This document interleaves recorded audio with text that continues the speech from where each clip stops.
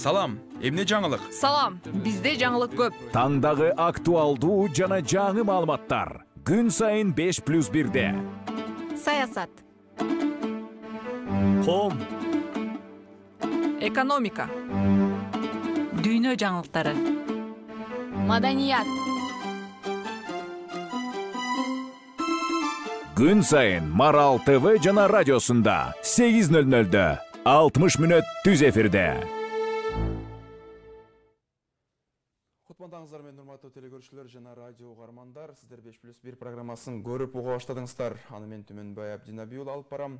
Азыркы учурда коомчулуктагы негизги көйгөйлөрдүн бири бул азык-түлүккө болгон негизи эле ар кандай бир товарларга болгон баанын кымбатташы болууда. Анын ичинде Улуттук статистика комитети өткөн жылкы көрүнүшкө салыштырып, быйылкы жылы күнүмдүк турмушта керектелүүчү болгон ундун баасы 12%га кымбаттаганын дагы жарыя кылды. Негизи эле жашоо үчүн керек болгон бардык эле азык-түлүктөрдө кайсы бир пайызда кымбаттоолор бар экендигин азыр билбеген жан дагы жок болсо керек. Анын ичинде дагы азыр Кыргызстандагы дагы бир ойго салган нерсе бул мунай заттарына болгон баанын кымбатташы болууда. Анда ушул алыскы аймактарда Баткенде жана Тажикстан менен болгон чектеш айылдарга чейин дагы баанын кымбатташы байкалып, 50 сомдон дагы жогору чыкты деген маалыматтар дагы жок эмес.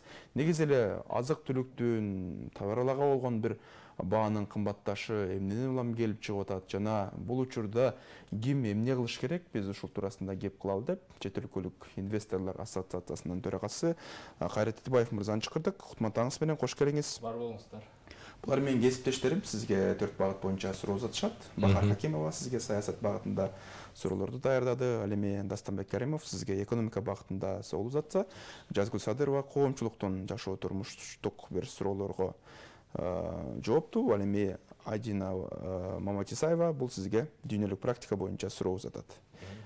Эгерде даярмын десеңиз баштай берели. 1 саат бою түз эфирде жооп беребиз. Бизде суроо көп, мүмкүн болсо кыска так жооп берсеңиз биз кубанычта болобуз. Келиңиз Бахар. Мырза, азыркы учурда ушул соңку айларда өзгөчө бардык тармакта кымбаттоолор байкалып жатат. Бул азык-түлүк анан күйүүч майда өзгөчө болуп атат. Элдин чөнтөгүнө таасир эткен тармактар ушуларда. Анын үстүнө бизде Кыргызстанда баа саясаты дагы башаламанда, ар жерде ар кандай дегендей. Мындайда монополияны жөнгө салуу мамлекеттик агенттик эмне иш кылып жатат? Же болбосо бааны жөнгө салганга алы жетпейби? Сиздин оюңуз? Алы жетпейт. Анткени дегенде жалпы эле биздин мамлекеттүүлүк 30 жылда багы бекем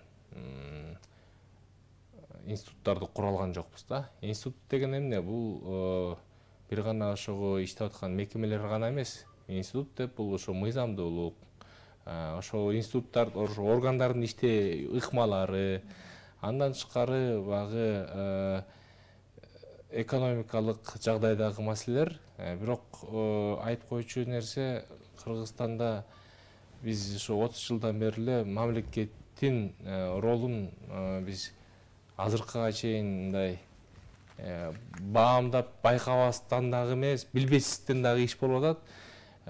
Россиянын багы серепчилер айтып атат, ошо Кыргызстандын азыркы дагы шарты бул ошо Россиянын 90-жылдагы абалы деп атат да.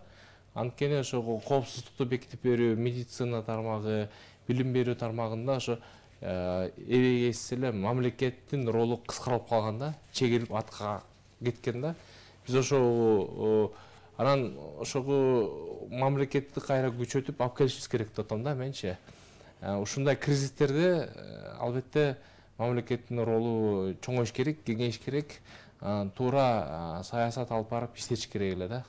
Анткени дегенде ошол эле тамак аш коопсуздугу бул ошо мамлекеттин эң биринчиден бир маанилүү ролу да.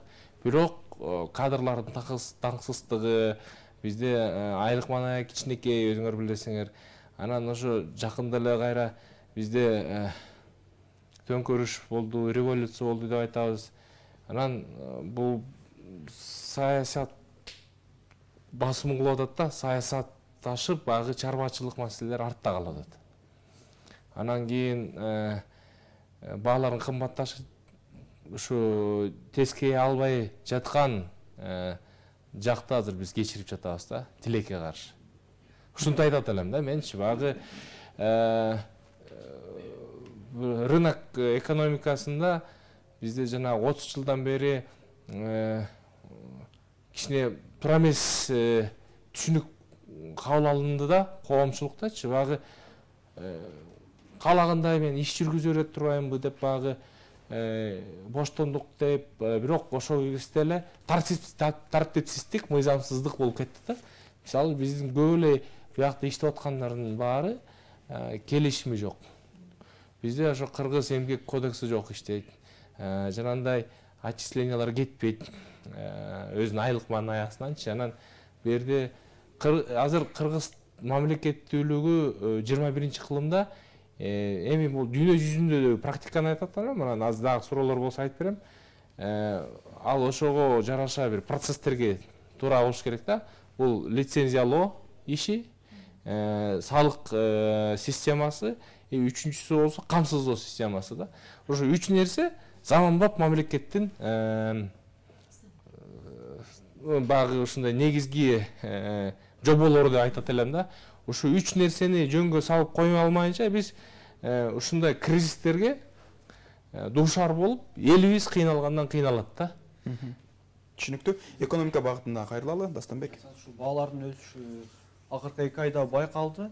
Биздин расмий бийлик муну дүйнөдөгү болуп аткан экономикалык баалардын өсүүсү ушундай пандемияга байланыштырып айтып атышат. Ошол эле учурда аны жөнгө салуу максатында мына Улукбек Марипов 12 социалдык азык-түлүктүн баасы өсө берсе, мамлекет жөнгө салуу ыкмасын киргизебиз. Бирок ага жеткирбей, миллиондогон каражатты кум шекер жана башка азык-түлүктөрүнө мындай сатып алып, мындай кандай десем, аз да болсо мындай баасын түшүрүү максатында биз мамлекет колдоо көргөзүп атат.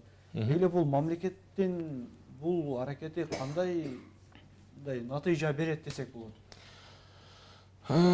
Бул азыр багы өчүрүүчү менен барабар да. Кылган иш аракеттери тилекке каршы ушундай болуп атат. Багы эми бизде эле гана эмес, кымбат баалар кымбатташып ошол эле Россияда деле көрүнүш болуп атат. Бирок биздин Кыргызстанда экономикабыз абдан 30 жылда кризиске батырылган. Анан кийин ушул жерде айтып койчу нерсе синхрондуу экономикалык саясат жүрбөгөндөн кесебетти. Синхрондуу деген эмне? Ошо соода саясатынын так эле мындай көрүнүктүү олуттуу иштеген жок, көргөн жокпуз. Салык саясаты, бажы саясаты, андан тышкары жанагындай импортозамещение деп коет, деги эле андай стратегия жок да. Кыргызстанда азык-түлүктөрдүн 75%-на чейин импорттолот. Анан бизге келген акчанын баары, биз мигранттык экономика болгондуктан кийин 3/1 бөлүгү Кыргызстанга ушу Россиядан келчү да. Багы эмгек мигранттар жөнөтчү 2,5 миллиардга чейин деп айтып атышпайбы? Бул деген транзиттик акчалар да. Бул Кыргызстанда токтобойт. Ал сиз алсаңыз деле мына күнүгө банктардын каалаган бир филиалына барсаң көрөсүңөр да. Ошо акча алып отурганынчы биздин жаштардын. Анан ал акчаны эмнеге коротот десеңиз, ошо импорттолгон продукцияга корулот да. Эмерек алабы, же болсо машина алабы, үй алабы, же болсо ошол эле тамак аш алабы, анын баары ошо Россиядан импорттолот да. Биз багы мындай экономиканын бир жакшы түшүндүрмөсү бар, концепциясы бар да. Мындай пассивдүү ачылган эшиктей да. Багы өзү эле гана өзү мындай тескеп кетет дегендей эле мындай дирижерлук, мындай экономикалык саясаттын жоктугу деп айтат элем да. Мисалы үчүн мына бу жерде тооктун жумурткасын өндүрүүчүлөр дагы кыйналып атат. Анткенде айтат, ошол эле Казакстандан, ошол эле Россиядан, Белоруссиядан арзан субсидияга ээ болгон продукция кирип жатат. Бизди эмнеге коргобойсуңар? Кыргызстандын биз өндүрүүчү болсок, бизге бир кандайдыр бир колдоо көрсөтпөйсүңөрбү деп суранат да. Жок дегенде ошол жакты тескеп, коргоп, тамак аштын коопсуздугу деп ал механизмдери көп. Бул дагы багы мындай жөндөмдүүлүктү айтат элем да, ишти алып баруучу. Тилекке каршы ошонун кезепетин айынан азыр балдар кымбатталат. Деги эле мисалы үчүн күйүүчү майларга деле карап көрсөңөр, барып туруп эле биз мисалы үчүн Кыргызстан мамлекети бул жөн эле акыркы продукциянын керектүү күчүлүүсү катары болуп калдык да. Бир эле жактан алып атабыз да, Россияданчы. Бир 3-4 МПЗ-сы бар, ошол жактан алабыз да. Омскиден, анан дагы бир шаардан алабыз. Анан ал күйүүчү май биякта ошо Россиянын саткан баасына көз каранды болуп калдык да. Биз өзүбүздө мындай кайра иштетүүчү, өндүрүүчү мындай шартыбыз болбой калды да. НПЗлар бар болгону менен аларга чийки зат жок да. Ал чийки затты алып келелик десек, ошол эле кезде башка мамлекеттер менен мындай алакка түзүп, алып келгенде биз иштете алгандай жөндөмдүүлүгүбүз болгон жок да. Баягы ташып алып келүү чынжырсасы иштеген жок Кыргызстандачы. Түшүнүктүү. Коомчулуктан байлашкан суроо. Коомдогу маселелерге келсек, азыр негизи акыркы учурларда социалдык тармактарда ал жакта отурган адамдар ошо кийим кечектерди, буюм тайымдарды, ошо азык-түлүккө алмашам, ошол эле 1 литр май болобу, кумшекер же ун болобу, ошо алмашам деп жазгандар көп болуп атат. Сиз кандай ойлойсуз? Бул Кыргызстандагы болуп жаткан ушу жакырчылыктын чегиби? Жакырчылыктын ошо бир гана көрүнүшү эмес, бүгүнкү күндө уурулук дагы көбөйүп атат. Бул ошого дагы бир жакырчылыктын орун алышы, күчөшүн көрсөтөт, айгинелейт. Тилекке каршы бул багы себептерин чечиш керек да. Ошол эле кезде биздин коомчулукта азыр деген мындай күйүмдүүлүк деген дагы бар. Өткөн жылы пандемия убагынан да көрдүңөр. Азыркы кезде колунда барлар анча-мынча уюмдар жардам берип атат, волонтерлук негизде. Бирок баса айтып кетет элем, мындайды биз баягы системдүү түрдө чече турган бизде мамлекетибиз болуш керек да. Ал үчүн туруктуу саясий система болуш керек. Ал үчүн илимдүү, билимдүү мына силерге окшогон жаштар, кыздар барып иштеш керек, балдар иштеш керек. Тилекке каршы азыр андай процесс, жаңылануу болгон жок. Бизде элде, коомчулукта дагы азыр деңгээл жалпы эми айтып эле коеюнчу ачык эле. Мындай аябай төмөндөп кетти да. Багы төмөндөп кетти. Кайсы багытта? Жалпы эле багы социалдык модернизация болбой эле, кайра мындай деградация болуп атат да биздечи. Шаарга чыксаңыз, мына шаардын борборунда деле мындай жаштардын өзүнө алып жүргөнүн карасаңар деле абдан мындай түшүп кеткен да деңгээлчи. Бул бир гана багы экономикага же жашоо эмесине байланыштуу эмес, бул руханий, маданий жактан дагы мындай жакырланууга ээ болдук деп айтсам жаңылышпайм да. Ошон үчүн бизде мына тилекке каршы 30 жылдан бери биз ошого жакшы бир муун өстүрө алган жокпуз да. Азыр жаштын көбү эми таарынбашсын, көбү бар эмес, көбү жада калса жакшы окуганды билбейт, жазганды билбейт. Анан бул жерде ошо билим берүү системасына жакырчылыкты жоюу бир маселеси, бул ушу билим берүү сапатын көтөрүшүбүз керек. Жарыктык алып келип, адам өзү бирдеке изденип, бирдеке кылса, ошондо жашоо турмушу, тиричилиги оңолот деп ойлойм да. Мындан да начар биз кесте жашап өткөнбүз. Бул ошол эле 16-жыл, 1916 жыл, андан кийин 30-жылдары, андан кийин экинчи дүйнөлүк согуш, бизче ата мекендик согуштан кийин 60-жылдарга чейин деле ачкачылык болгон Кыргызстандачы. Ошону ошол кезде деле карасаңыздар, ошо тарбия болгондуктан, маданият болгондуктан мындай жакшы намыстуу көтөрүп ала кетишти да элчи. Ошо коомчулукка айтат элем, мындай кичине сабыр кылып, улуулар деген жаштарга үлгү кылып, жумушка чакырып, иштетип, чогуу мындай биримдикке чакырат элем да. Бирок ушул иштин баарын жүргүзгөн мына биздин атка минерлер кылышы абдел да, менин оюмча. Кандай болуш керек? Себеби мындай өнүккөн мамлекеттерде деле бул жакырчылыктын кайсы бир деңгээлде көрсөткүчү бар. Алардын ушул атайын ушул жакырчылык менен күрөшүү боюнча программасы бар, жол жобосу бар. Мисалы бизде деле окууну бүтүп дипломду, бизде билимдүүлөрдүн көрсөткүчү көп болгону менен, бирок билими менен иштегендердин көрсөткүчү аябай төмөн. Юристтердин же балким экономисттердин көптөгөндөрүнүн диплому чаң басып жатат. Алар кара жумуш менен алек. Мисалы өкмөт деле бир сыйра билим берүү тармагын карап, башканы карап, жакырчылыктын себептерин изилдөө иши канчалык жүрүп атат? Бул ошо Кыргызстанда гана эмес, көбүнчө алсыз 3-дүйнөнүн мамлекеттерине таандык. Бул катастрофа. Мына мен 4 жогорку окуу жайда окудум. Биринчиси ошо Кыргыз улуттук университетинде диплом алгам. Жөн гана диплом эмес, диплом десе баары ойлоп калбады азыр Кыргызстанды сатып алган экен деп. Кызыл диплом менен бүткөм, мактанбайм. Андан кийин 3 жогорку окуу жайда Европада окудум, Чехияда, Германияда. Бир гана ошо докторантураны бүткөн жокмун. Тилекке каршы ушу дипломдорду чогултуп алып, мен мисалы үчүн бул жерде ошону монетизация кылганга шарт жок да. Бул илимдүү, билимдүү диплому бар инсандар Кыргызстанда аны ошо боюнча жумушка албайт деген сөзүм да. Тилекке каршы бул ошо ушундай шарт болгондуктан кайра акылдуулар кетип атат. Асылдуулар кетип атат башка өлкөгөчү.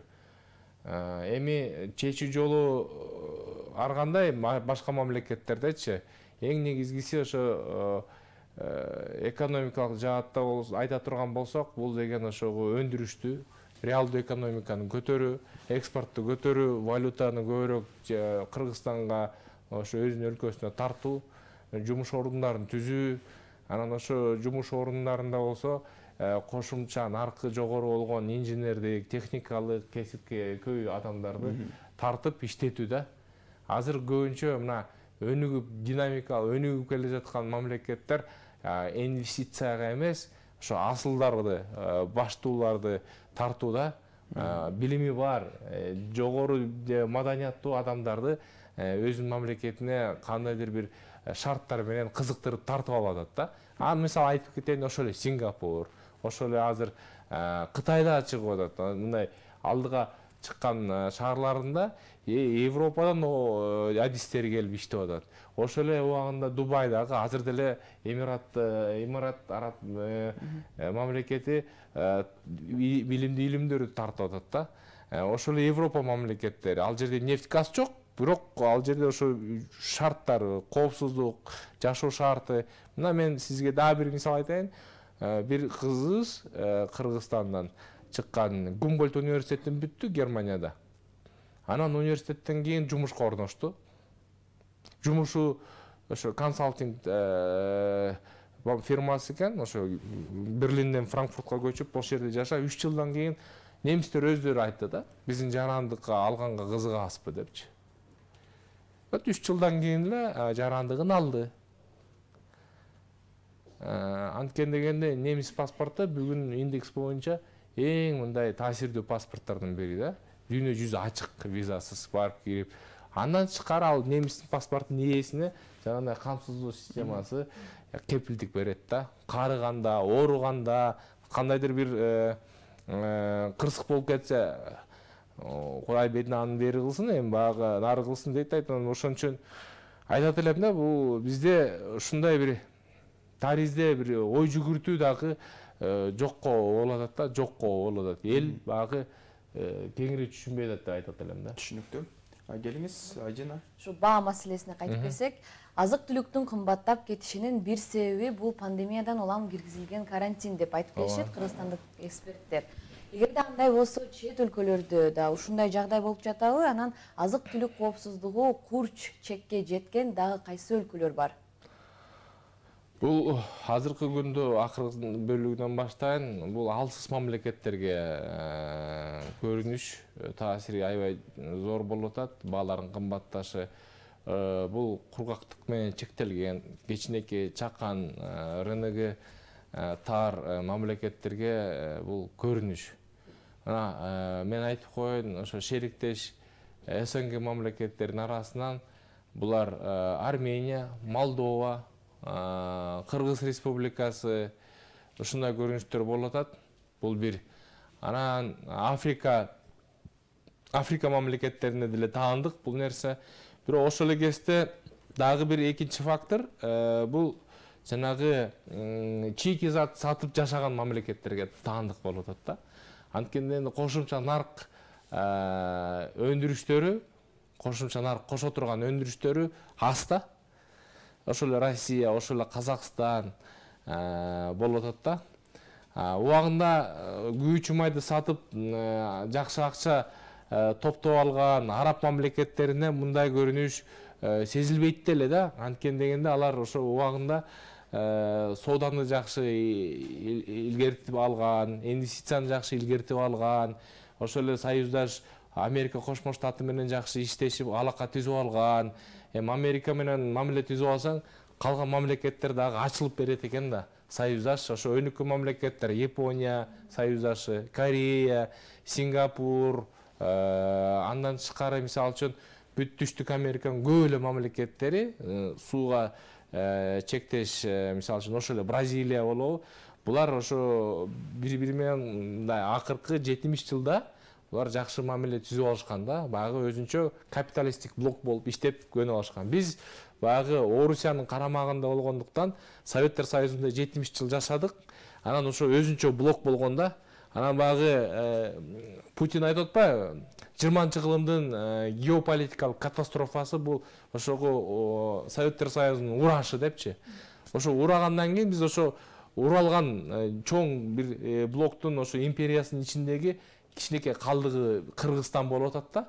Анан биз ошо кургактык менен чектелгенбиз, логистика кыйын, соода жүргүзүш кыйын. Бул негизи эле өзү эле мындай объективдүү, мындай мыйзам ченемдүү көрүнүштөр, ошого дагы кошумча болуп, бизде субъективдүү нерселер дагы басым кылып атат да. Бул билим деңгээли, кадрлардын жөндөмдүүлүгү, түшүнүк багы мындай. Анан 3 жолу мындай төңкөрүш болуп атат. Кыргызстанда тилекке каршы булардын баары, процесстин баары багы акчаны, капиталды качырып, азыркы күндө мына эбегесиз бизде акча чыгып кетүү болуп атат. Бизнестер кетип атат. Бүгүнкү күндө мына силер өзүңөр күбө болуп атасыңар, жеке менчик кепилдиги болбой атат да. Ошон үчүн башка чет мамлекеттерде эң негизги нерсе бул жеке менчикти кепилдик берүү. Эң биринчи нерсе. Эгер сиз ошо жерде иштейсиң десеңиз, ошо мыйзамдын үстөмдүүлүгү орноп, жеке менчиктин кепилдигин бериш керек. Кандай гана болбогондо дагы, мына Чехиянын мамлекетинде эле айтайын, алар деле башынан кечишкен коммунизмдин режимин, бирок жеке менчиктин кепилдиги биринчи орунда турат. Экинчи нерсе бул ошого адилеттүү салык системасы. Буну кеңирээк айтып берем. Анан үчүнчүсү болсо бул сот системасы да. Ошонун адилеттүүлүгү да. Кандайдыр бир чарбачылык мамилелерде ар кандай талаш тартыш болот, бирок алар арбитраждык негизде мындай алып туруп эле колдун толгоп эле ишкерди деги СИЗОго кармап койбойт да. Алар деген ошо ортомчу болуп, эки субъекттин ортосунда маселени чечсе, бул чарбачылык маселелер экен деп туруп чечет да. Бизде болсо Кыргызстан тескеринче болуп атат да, тилекке каршы. Ошон үчүн капиталдын баары мына коңшу Казакстан, Өзбекстанга куюлуп кетип атканын көрүп атасыңар. Саясатка кайтып келели, Бахар. Азыр ошол биздин ишкерлер, жарандар Кытай менен чеграны ачсак бир топ жеңил болмок деген айтып атышат. Биз Кытай менен чеграны ачканда ушул кымбатчылыктын алдын алууга таасири болобу? Анан Кытай менен чеграны ачуу үчүн саясий кадамдар керекпи? Мен Прагада окуп жүргөндө 2005-жылы студент элек, магистратурада окуп жүрдүк элек. Анан ошол жерде радиого чакырышты. Кыргыз тилдүү биздин кызмат иштейт эмеспи? Ошол жерде мен ошондо айттым элем да. Ай, Кыргызстанда бизде бир чоң Сино институт керек депчи. Кытай менен иштешкен. Ошондон бери 16 жыл өттү. Бизде Тышкы иштер министрлигинде андайды түзөлөк. Ошо Тышкы иштер министринин астында түзүлөбү же президенттин жанагы НИСИ деген бар. улуттук институт стратегиялык изилдөөлөр боюнча ошолордун астында түзүлө бир негизи бир чоң институт керек да, Кытай менен иштеш. Уят Кытай менен чектеш болуп алып, биз ошо иштей албай атканыбызчы.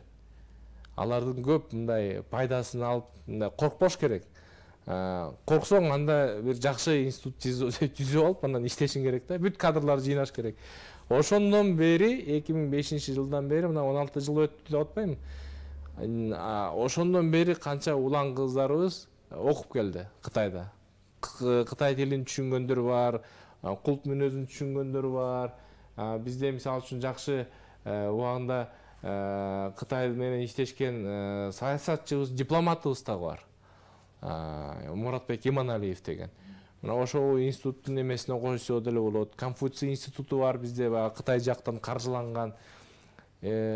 Ошондон баштасак, азыркы күндө биз жакшы мамилеге жетишип, иштешип калма турган мындай деңгээлге жетмекпиз да.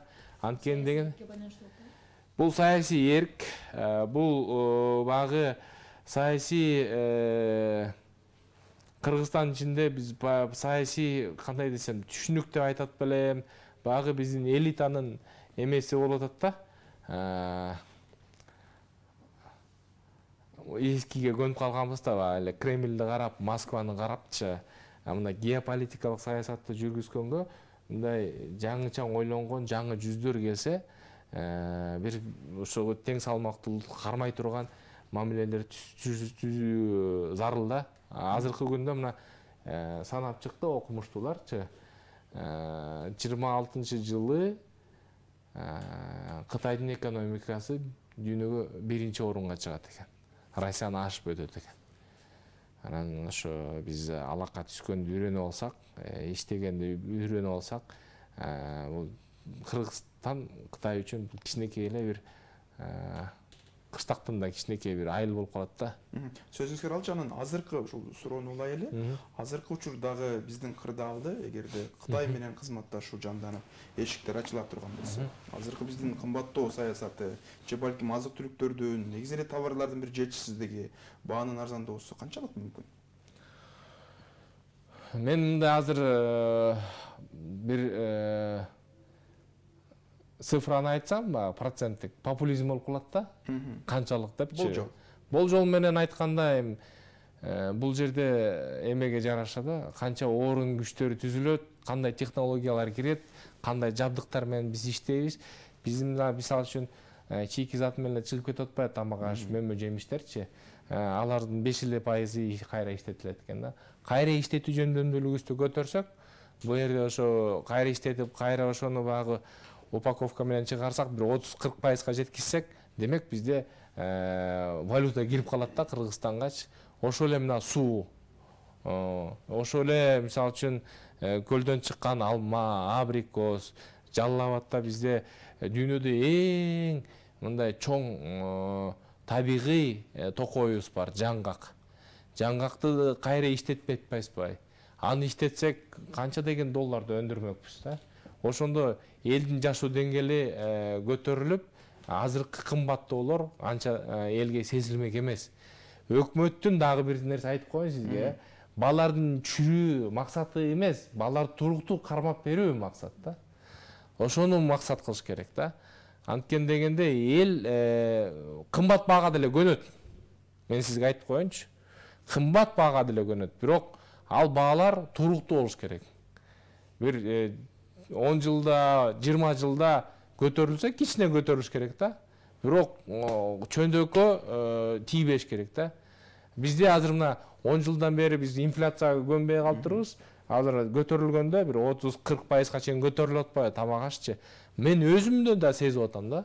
Багы кечеки 1000 сомго алып жүргөн тамак аш азыркы күндө эми азыраак алып калдым да. 30% азыраак алып калдым. Өзүңөр деле сезип атасыңар да. Бул ошо мамлекеттин башта айткандай жөндөмдүүлүгү төмөн болгондун кезепети да. Мен жалпы айтат элем. Багы айтат эмеспи? Бийлер келет, кетет, эл калат депчи. Ошон үчүн мен эч кимди бу жерде мындай намысына тийгим келбейт. Мен жалпы мамлекеттүүлүк үчүн айтам да. Элге айтат элем ошо бизге мамлекет эмне үчүн керек? Ушундай нерселерде сактап кала турган, эл катары кармап кала турган, туруктуу мындай жакшы жөндөмдүү мамлекетибиз керек. Ал үчүн ал кадр саясат. Дастанбек? Азык-түлүк менен катар азыр күйүүчү майдын да баасы кескин кымбаттады. Бул бир эле Россиядан импорттойт. Анткени Россиянын өзүндө кымбат болуп атканы, Европада кымбат болуп, нефтин бардыгы ошол жакка агылып атканы айтылып атат. Бул жагдайда бир эле Россиянын көзүн карабай мына Казакстандан импорттосо болбойбу же Иран, Ирактан экспорттоо жагын караш керекпи? Жана ушул эле учурда айтып кеттиңиз, жанагы өлкөнүн ичинде чийки затты өндүрүү боюнча. Өкмөт дагы бул боюнча бир ооз сөз айтты. Же эле чийки затты биздин коңшу өлкөлөр бере алабы бизге? Дагы ушундай бир экономикалык жагдайда мындай да, бул нормалдуу көрүнүш. Ошол эле мисалы үчүн Орусиянын өндүрүү компаниялары Европадан келип 700 тоннасына сунуштап атса, ошолорго сатат да. Биз мурун $300 тоннасын алып жүрсөк, азыр 540, 560, 600 долларга чейин ошол эле бензин, ошол эле тиги солярка көтөрүп коюшту да тоннасыначы. Ошон үчүн биякта баалар кымбаттады.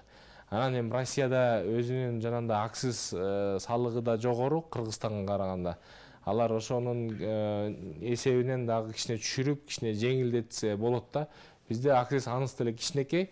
Бул биринчи. Экинчи маселе, себебин айтат элем, Кыргызстанда бул жана нефти трейдерлер менин маалыматым боюнча январда сатып алган күйүүчү майларды азыр ошо баалар көтөрүп сатып атат да. Бул спекулятивдик операция деп айтат элем. Бизде мындай чоң нефти трейдерлер бар. Ошолорго резервуарлар азыр мына түгөн элек дейм. Азыр мына жаңы апрелде дагы келсе, ошондо анан бир туура болот да. Бааларчы. Анан булар мындай үстөк пайда көрүп атат десем жаңылышпайм, бирок ошол эле кезде булар ошол эле май сатуучуларга көз каранды болуп атат. Булар ошо өздөрүнүн ликвиддик жана акчасы барына көз каранды. Мен туура түшүнүшүм боюнча булар багы алдын ала акчаны берип туран алат да. Бул мамлекеттин опять дагы бир жолу айткан нерсе, бул ролу төмөн болгондуктан биз ошону тескей албай атабыз да.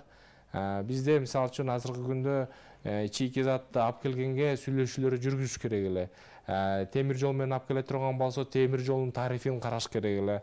Мындай келишимдерге кол коердо бир мындай иш группасы иштеш керек эле системдөчү. Сиз айткандай ошо Ирандан болобу, Азербайжандан болобу, Казакстандан, Түркменистандан болобу, буларды багы сүйлөшүүлөр жүргүзүп, мына Кыргызстанга Кыргызгаз мамлекеттик ишканасы бар. Ал жерден бизде болгону өндүргөнүн жетпейт экен да, 200 000 тонна чыгарса, бизде болсо мына ички 1.100.000 дейт талап бар экен да. Бул жерде реэкспорту да тыйыш керек, аткезчиликти тыйыш керек.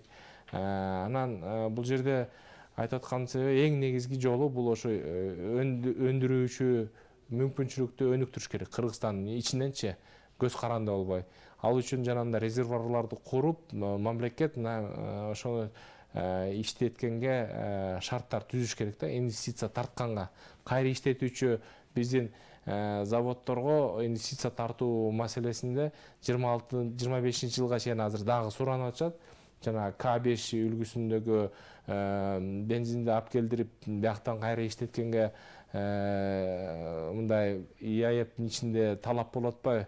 Биздин мамлекет ошо мөөнөткө чейин биз деген көбүрөөк мүмкүнчүлүк убакыт сурап, анан ошо инвестиция тартканга биз деген мындай көбүрөөк шарт түзүшүбүз керек да. Капитал кирип, бу жерде ошо заводдор кызыгып иштесе, ички рынокко делечи.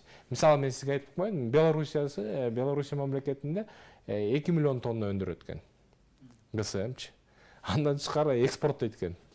Россиядан чийки затты алып туруп эле ошо экспорттойт экен да.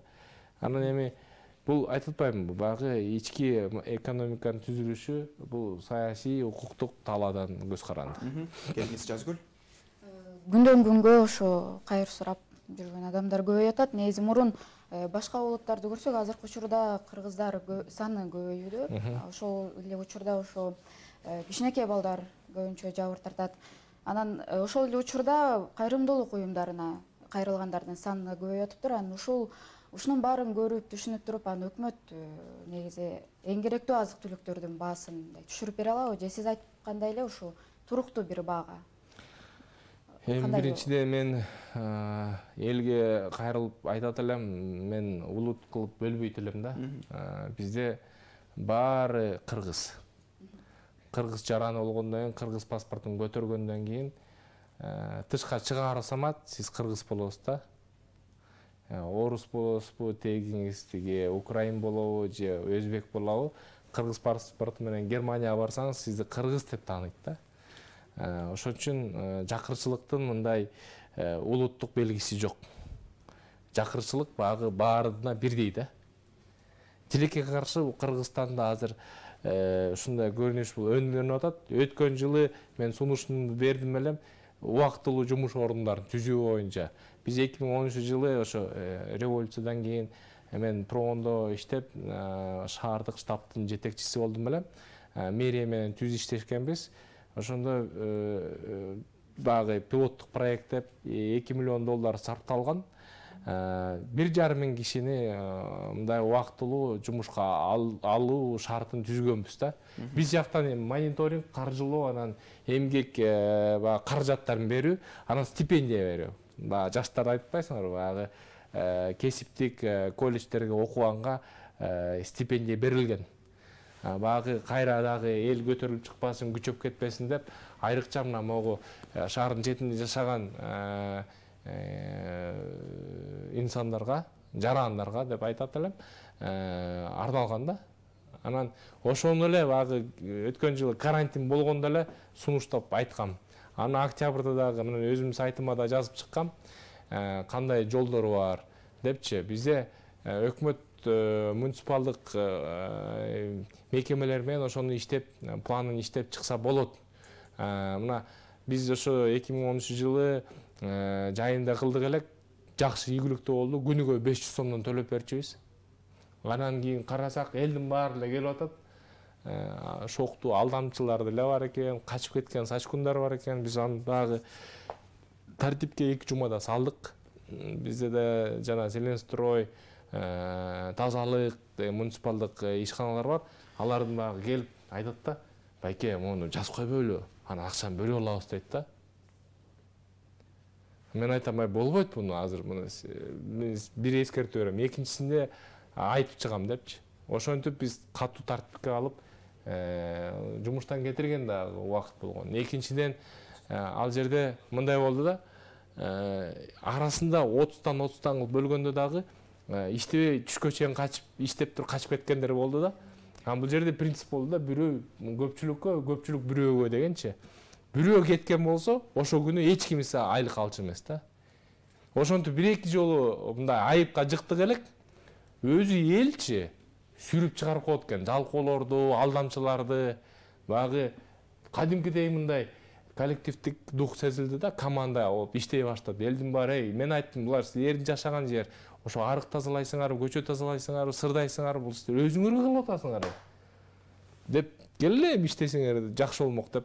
Биз ошондой эметип, анан ошого опытту, тажрыйбаны Ошто, Жалал Абадка кылганбыз да. Анан азыр деле эми билбейм, 3-чү толкун болот деп атат. Тилекке каршы бул жерде эми багы стандарттуу эмес болуп атат. Бирок ошол эле кезде мисалы үчүн эшикке, таза абага иштеткенге мүмкүнчүлүк бар деп ойлойм да. Элдичи багы чакан-чакан группа кылып кылчу иштер көп. Каржылачу булактарын мен сизге айттым, бул ошол эле эл аралык уюмдар болот. Бизде эми карыз болсо дагы өкмөттүн бюджетинен алып дагы иштетсе болот да. Программабыздын 3-төн 1 бөлүгү калды, мүмкүн болсо кыскараак жооп берейин. Келиңиз, Садина. Кайрат мырза, ушул дүйнөлүк практикада баалар кантип көзөмөлгө алынып, жөнгө салынат? Маселен, сиз буга чейин чет өлкөлөрдө жашап келдиңиз. Бир өлкөнү мисал келтирип айтып кетсеңиз.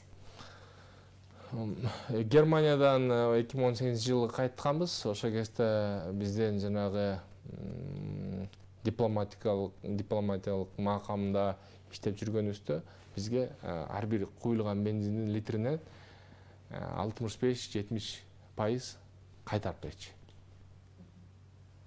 Бул демек ошо мамлекеттин жана аксыздын баасы да. Анан мага ошондо профессор айтты, Кайрат, бул жерде ошо өкмөт ушундай иштейт дейт да. Тыштан келген чийки заттын баасы жанагы баррель доллар деппи, түшсө булар аксызды акырын көтөрүп коет дейт. Бааны туруктур карма көтөрүлсө дейт, биякта түшүп коет дейт аксыздычы. Бирок эң негизги максат маны туура карма. Ошондо гана фермерлер, дыйкандар дейт 20 жылга план түзүп алат дейт да. Бизнес план түзүп, иштегенге шарт түзүлөт дейт. Туруктуулук ушундай кылып эметчет экен да. Бул өзүңөр мындай карасаңар, ошо Германияга гана эмес, ошо өнүккөн мамлекеттерде эле аксыз негизи эле бул жогору да, күйүүчү майгачы. Ошо менен тескейт. Бул бир жолу. Экинчи жолу жана айткандай, атайын соода саясатында квоталар бар. Азыркы күндө мисалы үчүн жада калса, жанандай шекерленген, газдалган суусундуктарга дагы аксыз киргизип атат. Эми бул мына Coca-Cola'ны ачык эле айтып коеюн, эми мен антиамериканист деп ойлоп калбагыла, бирок ошол эле кезде Американын союздашы Улуу Британия дагы ошо аксызды киргизди 10%. Колумбияда 20%, Мексикада 10% экен. Бул жаңы салыктын булагы да. Анткен дегенде бул ден соолукту бузат экен, сахарный диабетти чакырат экен, ракты чакырат экен. Кола, Фанта, Спрайт жанагындай энергетиктерге жаңы салыктын түрүн киргизгиле деп атабыз. Бул заманбап адамдын, улуттун, элдин ден соолугун ойлой турган жакшы салык мүмкүнчүлүгү да. Бизде өзүбүздүн улуттук суусундуктар бар да. Ал багы четте калып эле бул багы биздин биринчи продукт эмес да. Ошол эле кезде карасаңар, ошо ресторан, кафелер бизде Кыргызстанда иштеп атат. Силер жакырчылык дейсиңер, күнүгө барсаңар, күнүгө бош жер жок отура турган. Бул көмүскө экономиканын эбегейсиз чоң масштабка ээ болгонунун белгиси да.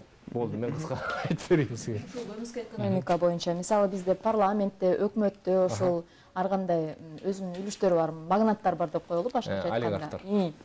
Бул дагы биздин азыркы кейпибизге таасирин тийгизген факторбу? Албетте. Мисалы үчүн өткөн жылы көрдүңөр го, кимге кайсы ишкерлерге адрестүү мындай жардам берем десе дагы, саясат жүргүзөм десе, баары көмүскөдө. Анан кийин бул мен өзүм айтып эле тажадым да, көмүскөдөн чыгуу жолдорун айтайын дагы бир жолу. Бул ошого Европа мамлекеттеринде кыйыр салык да. Кыйыр салыкты жөнөкөйлөтүш керек, ошону чогултканды билишибиз керек. Эми азыркы ошо өзүнүн мүлкүн коргош үчүн, өзүнүн көмүскөдө жүргөн бизнесин коргош үчүн саясатка баратышпайбы? Бул туура эмес да негизичи. Адилеттүү сот системасы болсо, адилеттүү салык системасы болсо, саясатка эч ким деле бармак эмес. Бул жерде ошо ар бир келген бийликтин режими өзүнө ресурстарды бөлүштүрүү ыкмасын менен алып туруп, анан кийин жанагындай башка бай адамдарды, саясаттарды кулакка тарткандай болуп атат да. Бул тапыр менен туура эмес, биринчиден. Экинчиден, Кыргызстанда мындай болуп калганда, азыр көмүскөгө иштеген ыңгайлуураак. Ошол эле швея, ошол эле официант, ошол эле мисалы үчүн таксист болобу, баары тең көмүскөдө. Бул ненин кезепетинен багы өткөл заман деп коебуз, транзиттик экономиканын ыкмалары болуп кабыл алынган да саясатчылар мененчи. 90-жылдардын аягында, 2000-жылдын башында жанында патент, анан кийин салык контрактысы деп ошо менен жабынып алып, азыр баары тең майдалап көмүскөдө жүрөт. Килейген, мисалы үчүн ресторан болобу, мончо болобу, сауналар болобу, алар ошо салыкты толугу менен төлөбөй, ошо 8 миллиондук жанагындай чек бар да биздечи. Андан ашсаң ички кошумча нарк салыгын төлөйсүң да, НДС деп коет орусча. Ошондон ылдый төлөбөйсүң да. Анан ошо быжыраттап эле баары майдалап төлөп качып жүрөт да. Бул мен ишкерлерге баарын айтат элем. Ошол эле саясатчыларга айтат элем, мүлктүн ээлерине. Бул силердин салыгы эмес, бул элдин салыгы, кардарлардын салыгы. Кардарлар төлөйт мунучу. Ошону дөмүрчөккө көрсөтүп төлөсөңөр жакшы болмок. Ошон үчүн мен баарыңарга кайрылып, мына азыркы күндө өзүңөр биздеки жегенден 5% өзүңөр кайтарып алгыңар келеби? Анда мамлекет айтыш керек да. мейли ошо ндс 12% экен, дүйнөдө төмөн салыктардын бири экен, тарифи боюнчачы. Ошонун 5%-ын кайтарып бермек да.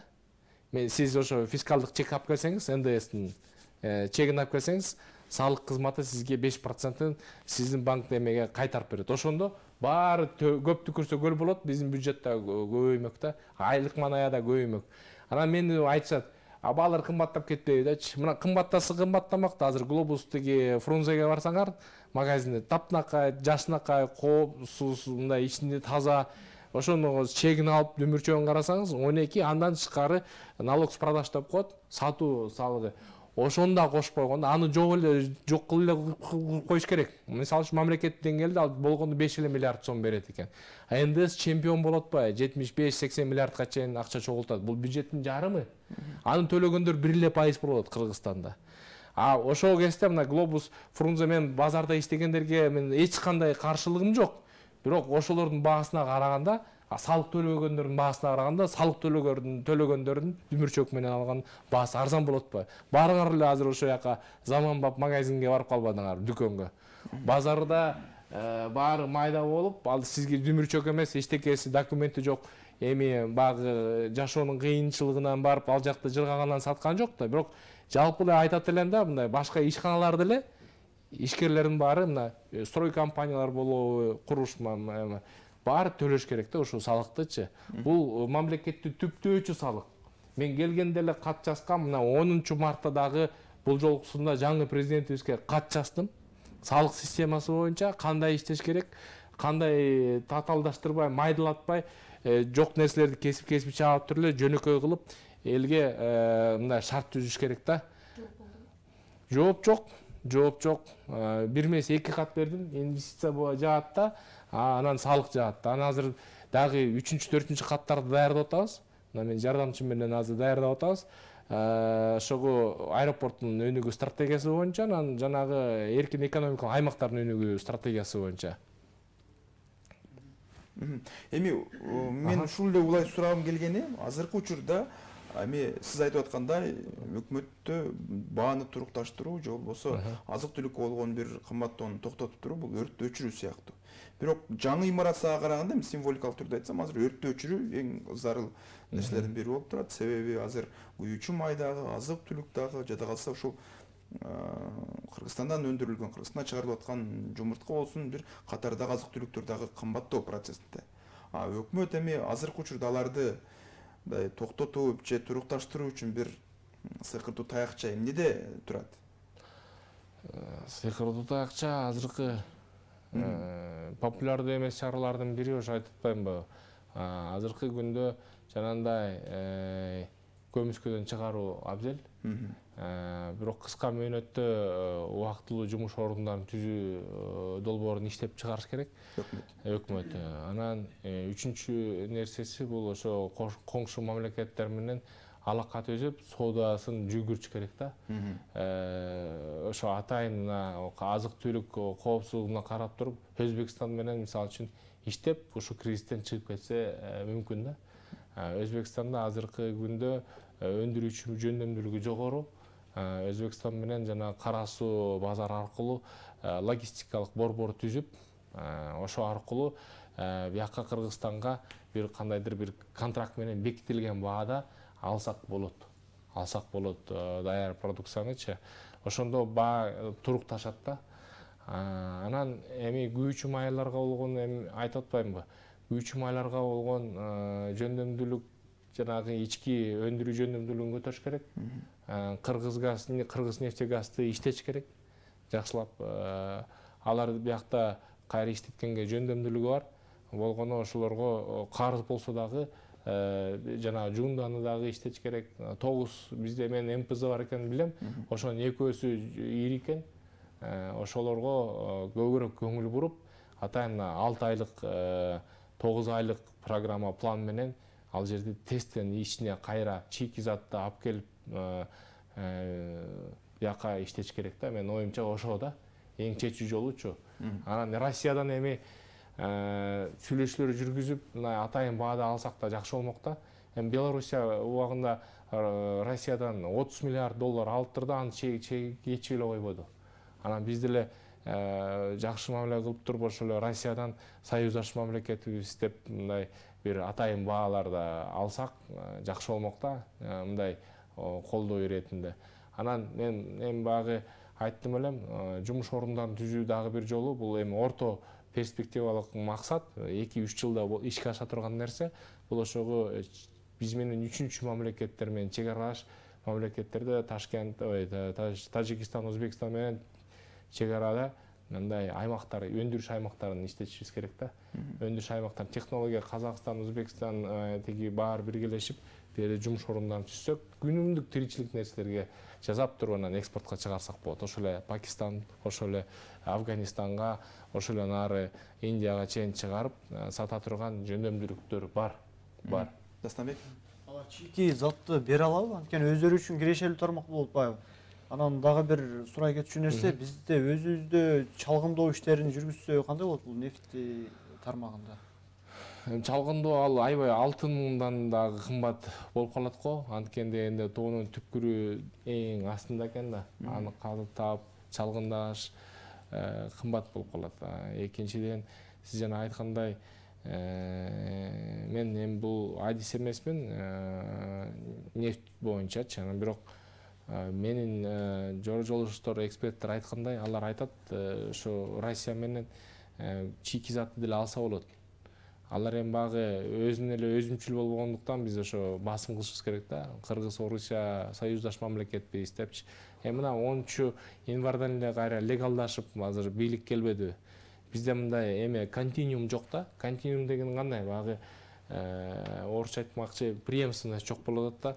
Жылда министр алмашып атса, анан бир күнү бул киши башка, Түмөнбай мырза бир күнү башка айтса, ал кетип анан сиз келип башка сөз айтсаңыз, багы тигилер мындай башы маң болуп калат да, ошол башынан түшүндүрүп берип атат жаштык. Башынан түшүндүрүп берип тажайт, анан кийин айтат, ишенбейт да, койгулачы дейт да.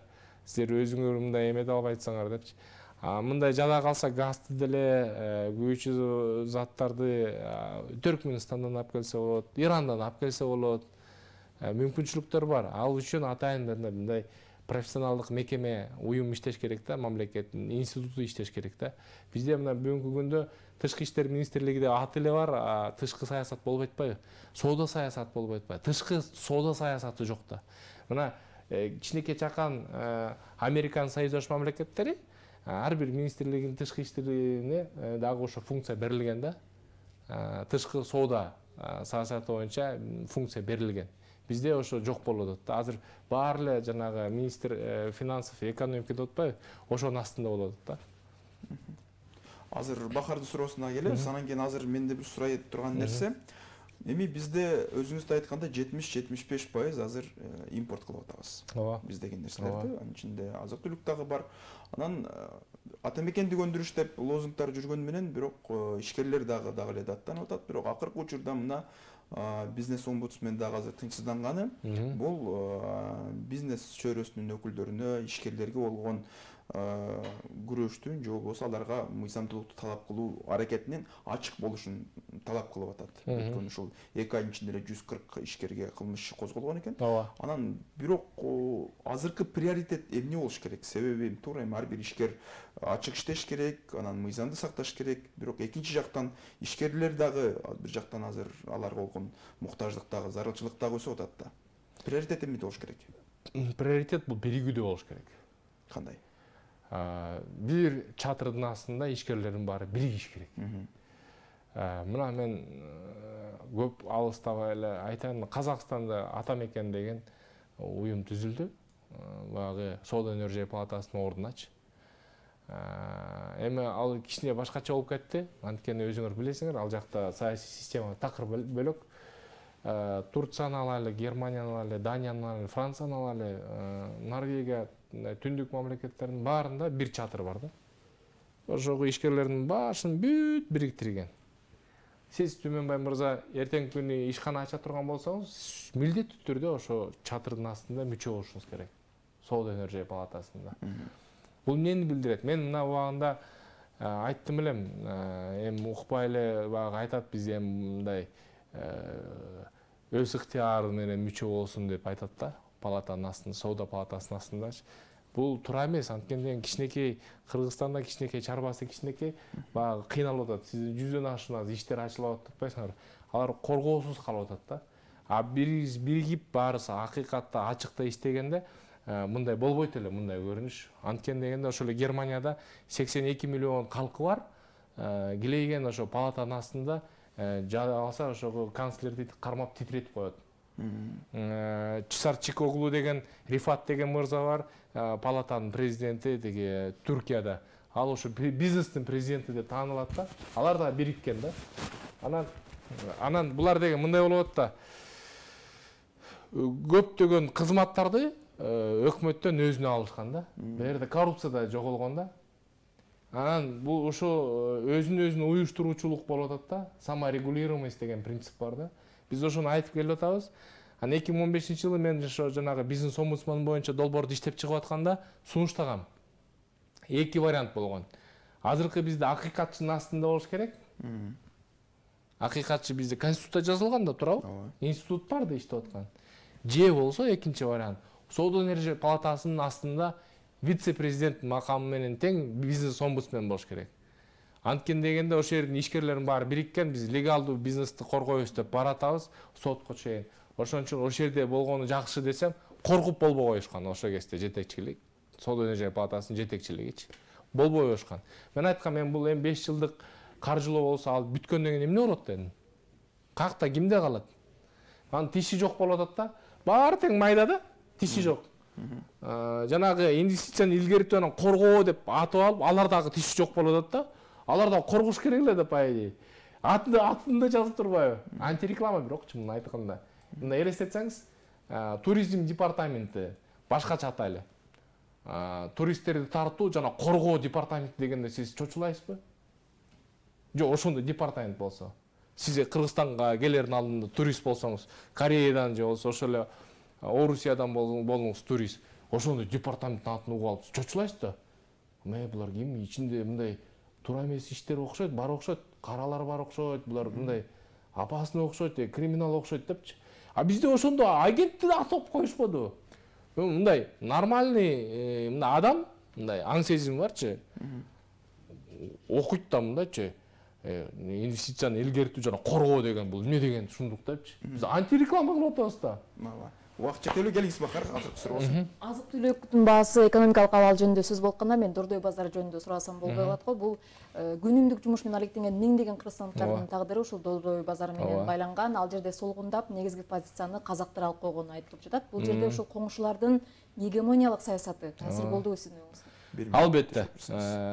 Харгостун проектиси ишке ашты, тең аташ болуп, алталаш болуп, эки тараптын жер чыгарышты, чек аранын так ортосунда ачылды.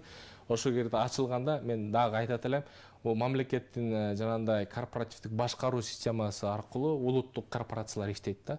Мына сөздүн аягында айтат элем, биз деген улуттук корпорацияларга, ири компанияларга басым кылышыбыз керек. Ошолор жөндөмдүү болот, ошолор экспортко чыгарат, анан орто майда чакан бизнеске өнүккөнгө кластердик мындай шарт түзүлөт да. Азыркы кезде бизде майдада бүт эле базарда, Кара Суу, Дордойдо айтабыз. Тилекке каршы Казакстанда корпоративдик башкаруу системасы боюнча алдыганча биз артта калдык. 20 жыл бери артта калдык. Бизде бир дагы регионалдык жок дегенде деңгээлде ири компания жок. Эми бир гана айыл болсо, мындай алар дагы азыр кыйналып турган кези, бирок IPO-го чыгып, эл аралык демеги биржаларга чыгып иштеген корпорациялар жок. Бизде мындай түшүнүк таптакыр башкача алмаштырып салганда бердичи. Чакан орто бизнес болсо эле баары эле мындай жыргап жашап кете тургансыпчы. Ошол эле Япония, ошол эле Кореяда 95% чакан орто бизнес болгону 5% жана локомотивдер болот атпайбы? Бизде деле мына ошол эле 1% айтып атпаймынбы, НДСти төлөгөндөр болсо, ошолор жарым толуктоп атпайбы бюджеттин баарычы. Бир эле кыйыр салык аркылуу, НДС аркылуу элечи. Ошону түшүнбөй атат. Айланайын мындай бир ой жүгүртүп көрөлүчү. Ошол жердечи баарына кайрылат элем. Саясатчыларга дагы, чечим кабыл алуучуларга дагы азыр биригип мыйзамдуу иштей турган кез келди. Чарбабызды оңдошубуз керек. Саясат деп эле азыр мына капиталдын баары чыгып качып кетмей болду. Мен мисалы үчүн чет өлкөлүк инвесторлор ассоциациясына мага көп арыздангандар бар. Кетип атат, келбей койгондор бар, таарынгандар бар. Мен аларды эмне кылмайм? Мен алардын башын бириктирип эле аларды мен болгон эле экинчи, үчүнчү проектлерге үгүттөгөндө ишим бар болчу. бирок алар айтат эми Кайрат, биз эми кантип ишенебиз, азыр ушундай болуп атат, тигиндей болуп атат, биздин досторубуз мындай болуп атат, тигиндей болуп атат депчи. Анан эми тилекке каршы бул мен гана чече албайм, бул жалпы мамлекеттүүлүктүн күчтүүлүгү болуш керек да Кыргызстанда. Кайрат мырза, сизге чоң рахмат. Рахмат сизге. Биздин дагы суроолор калды, сиздин дагы ойлор калды. Кийинкиге уйут болсун дейли. Урматтуу телекөрүүчүлөр жана радио каармандар, сиздер 5+1 программасында Кыргызстандагы негизи эле бир соода тармагындагы жашоо турмуш тиричиликтеги азык-түлүк болгон баанын кымбаттагандыгы жана мунун таасир эткен факторлор жана чечүү жолдору тууралуу кеп кылдык. Студиябызда эл аралык инвесторлор ассоциациясынын төрагасы Кайрат Этибаев мырза болду. Муну кайталап биздин социалдык тармактагы баракчаларыбыздан жана YouTube'дан көрсөңүздөр болот. Бизден алыс болуңуздар.